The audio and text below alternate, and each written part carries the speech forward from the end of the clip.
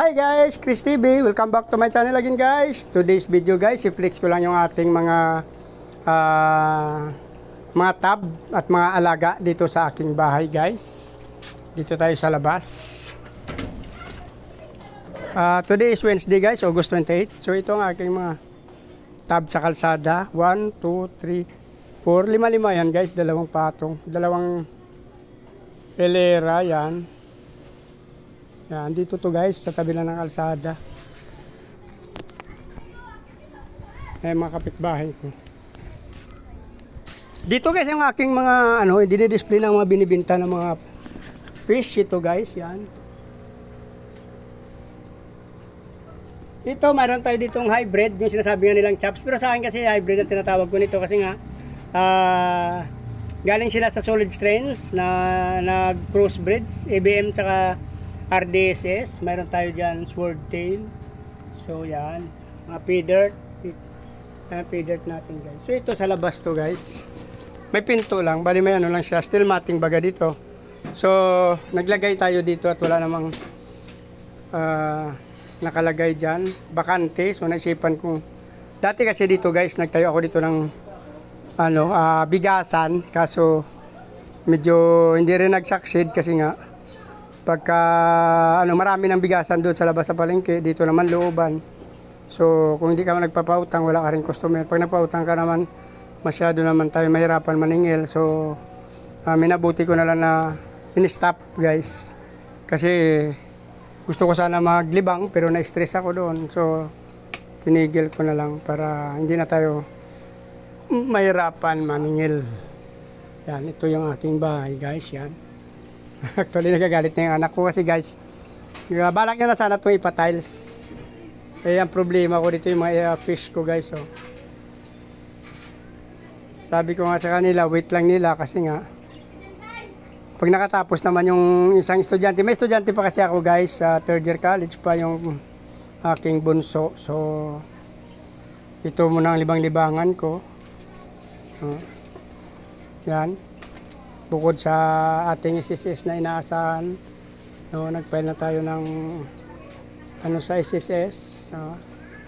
So ito muna ang pandagdag natin, libang-libangan guys. Mga bumibili dito mga bata, taga-kabilang barangay, kasi may pet shop dyan sa labas pero konti na lang yung fish nila kasi nga hindi naman masyado nabibili talaga mga fish sa kanila, kaya nagkaroon sila ng mga hayop, mga halagang daga, mga kalapati, yun ang malakas sa kanila. So kakaunti na lang nilang fish doon, kaya dito medyo nabibilhan na rin ako kahit papaano. Yan. Ito guys, yan. Ito yung sa harap ng bahay ko. Ito yung sa tabi ng kalsada, yan. Mayroon pa tayo dito guys sa taas. Akyat tayo guys, mayroon ako doon sa may terrace ko. Ito, loob ng bahay na to guys. Pati ilalim ng hagdan, nilagyan na natin yan guys, yan.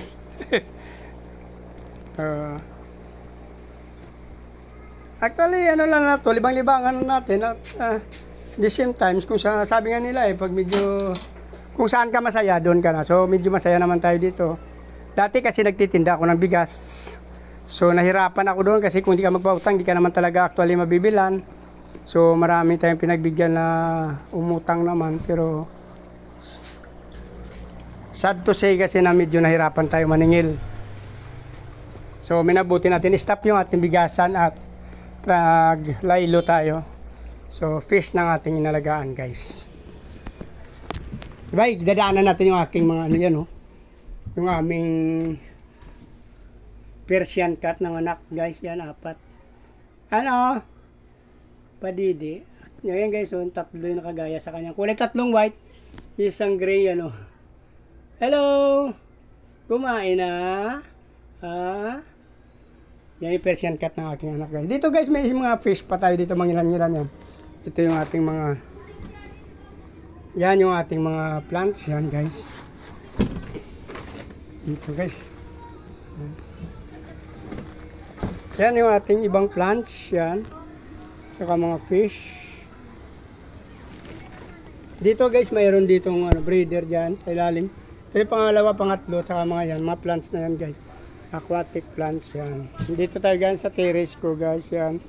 Dito sa taas. Dan sa ibaba mayroon tayong maliit na car wash dyan, yung coin operated car wash. Kahit pa paano nakakatulong din dyan.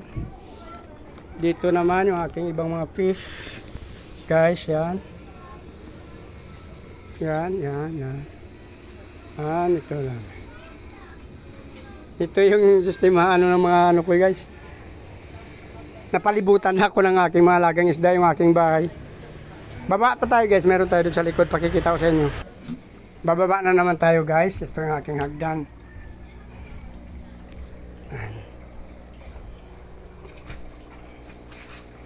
Papakita ko sa inyo yung, sinsya na kayo guys, medyo magulo talaga ang bahay ko ngayon. Hindi ko pa naasikaso masyado. Gusto nila pagawa ng anak ko nito pero sabi ko wag muna. Kasi nga rights pa lang kami dito guys. Hindi pa rin sureball yung aking lupain. Kung ano pa ba. Actually matagal na kami dito. Nasa 14 years na. Pero wala pa rin linaw kung ano ba talaga ang mangyari sa amin. So ito pa guys yung iba ko ayun, napakadami nila guys. Oh yan oh. Oh. Yan lahat yan guys, mga fry yung laman ng mga kabuting plastic na yan, ng mga 10 liters, 8 liters na yan. Mga grow out ko yan. Dito naman ng iba, may grow out saka breeder. Dito guys, yung aking feeder ko, napakaganda nung mga 5 piraso yon, nung ginawa ko sanang breeder dyan. Nawala guys, siguro dito dati kasi walang sapin sa gilid na yan. Parang hinahablot yata, mga butiki siguro nakadali doon guys, sa tingin ko lang. Dito wala na rin to. Hindi ko rin nakikita yung female dito. Sa pangalawa, yung dyan may okay pa rito, dito pa. Dito kasi marami to sila, kaya hindi ko na bantayan kung may nakain rin dito yung butiki guys. Yan, oh. Napakadami nating fry guys, yan oh. Ano yan guys, oh yan oh. Sa riptab to galing guys, pero mga feeder to, anak ng mga feeder. May halo. Feeder ko actually kasi nito, feeder ko yung yung father, yung kumbaga F1 ng feeder ko at albino koi ko. Namatay na yung mga male, pinalitan natin ulit ng feeder. So itong labas niya oh. Ang nanay nito may lahing FR, feeder FR. Gulo guys no.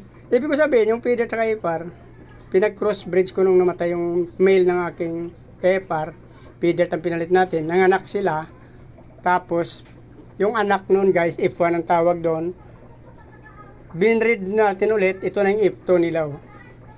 Ito na yung pangalawang anak nila, yan, dami oh. Sa buti lang yan guys, ang dami kasi nito kasi sa riptab ko nakuha to. Doon kanina sa unang video ko pinakita ko yung riptab, doon ko to kinuha yung mga fry na to, yan oh. Ito din, isa pa to guys, oh. Sa riptab din to galing, oh. Yan, oh.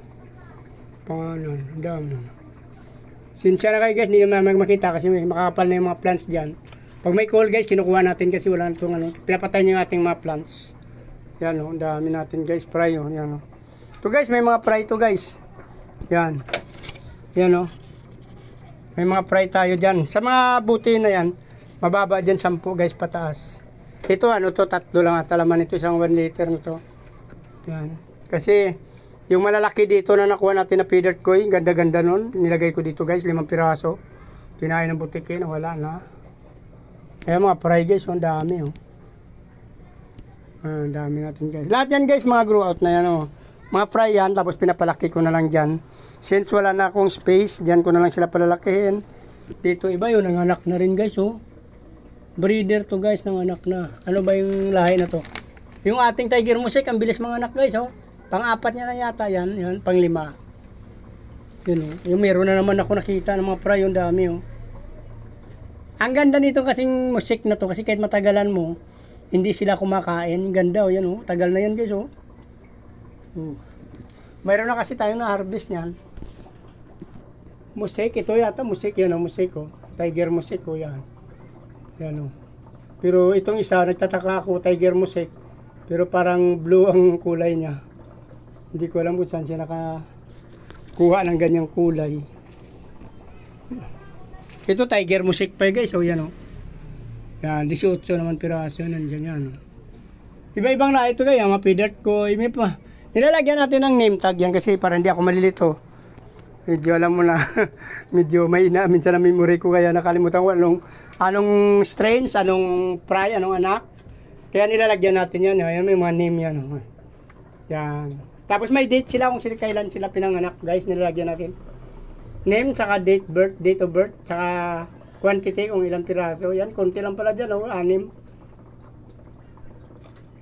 Ito, ang dami nito kaya walang number. Mga 40 plus lang nilagay ko guys. So, ibig sabihin, 40 up yan. Di ko lang na totally talaga nabilang yan. Ayan guys, marami tayong tab dyan. Yun ang sinasabi kong rep tab guys. Yan. Tapos sa baba, yan. Napakadami. So, dito na lang guys kasi sobrang haba na yung video natin. Kung nagustuhan nyo tapos ang video na to, please like, follow, subscribe sa aking YouTube channel guys. Maraming salamat at isama nyo na rin ang notification bell para updated kayo sa mga ina-upload ko na video guys.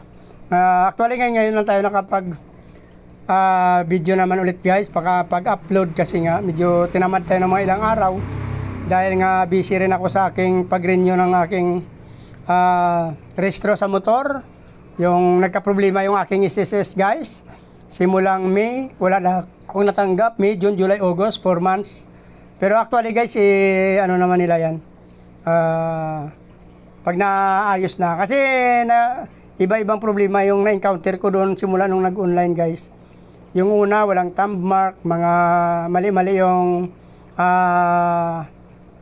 PSC number, anong tawag nito? PRC number ata, yun ang doktor, no, sunod. So ngayon guys, pinapabalik niya ako, kaso lang ang schedule natin kasi color coding sa Tuesday pa. Yung physical appearance ulit, physical examination na nakalagay doon. So para gusto niya ata tayo i-update ang mga ma-interview ng live guys. So pupunta tayo Tuesday, dapat ngayon ako pupunta kasi binigyan ako ng anak ng load para makita doon yung aking email kasi man nag-email sa akin yung SSS na pinapupunta na ako. Pero hindi ako pumunta ngayon kasi baka kanina kasing lakas ng ulan tapos baka mamaya hindi rin ako pa ipasukin kasi nga mayroon tayong tinatawag na color coding na may coding na ang tawag doon sa kung sa sasakyan mayroong color coding, mayroon na rin sa SSS. Yung dulo ng numero mo kasi guys, kunyari, Monday, 1 and 2 ang dulo, kailangan ng SS number mo. Sa Tuesday naman, 3 and 4. So, 4 ako ang dulo ko, kaya Tuesday ang skid ko guys. So, Tuesday na ako pupunta.